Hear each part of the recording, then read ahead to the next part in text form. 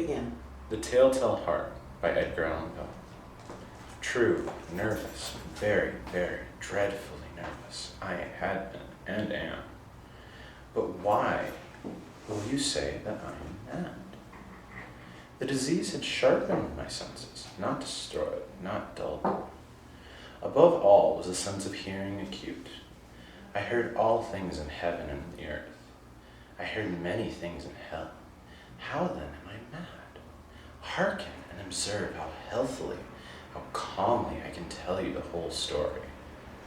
It is impossible to say how first the idea entered my brain, but once conceived, it haunted me day and night. Object there was none, passion there was none. I loved the old man. He had never wronged me. He had never given me insult. For his gold I had no desire. I think it was his eye. Yes, this was it. One of his eyes resembled that of a vulture, a pale blue with film over it. Whenever it fell upon me, my blood ran cold, and so by degrees, very gradually, I made up my mind to take the life of this old man, and thus rid myself of the eye forever. Now this is the point. You fancy me mad. Madmen know nothing, but you should have seen me. You should have seen how wisely I proceeded, with what caution, with what foresight, with what dissimulation I went to work. I was never kinder to the old man than during the whole week before I killed him. And every night, about midnight, I turned the latch of his door and opened it, oh so gently. And then, when I had an opening sufficient for my head, I put in a dark lantern, all closed, so that no light shone out, and then I thrust in my head. Oh, you would have laughed to see how cunningly I thrust it in.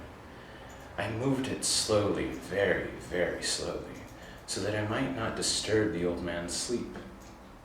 It took me an hour to place my whole head within the opening, so far that I could see him as he lay upon his bed. Ha! Would a madman have been so wise as this?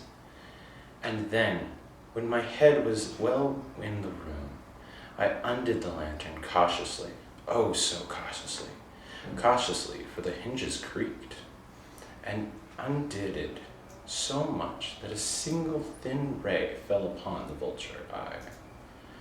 And thus I did for 7 long nights, every night, just at midnight.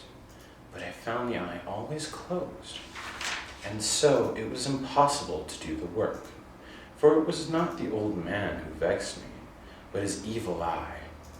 And every morning, when the day broke, I went boldly into the chamber and spoke courageously to him, calling him by name in a hearty tone and inquiring how he had passed the night. So you see, he would have been a very profound old man indeed to suspect that every night, just at 12, I looked in upon him where he slept. There we go. That was perfect timing. How did you know?